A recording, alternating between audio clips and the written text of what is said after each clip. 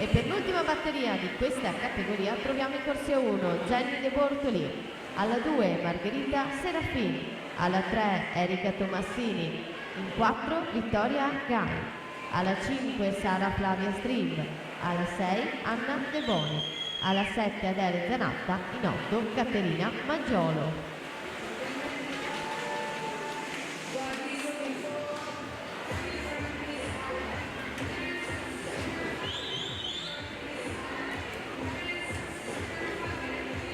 Monica Marcon ritroviamo in acqua 28,23 con oltre un secondo di margine dopo la virata dei 50 metri, abbiamo detto 2,4, ha nuotato ieri nei due stile,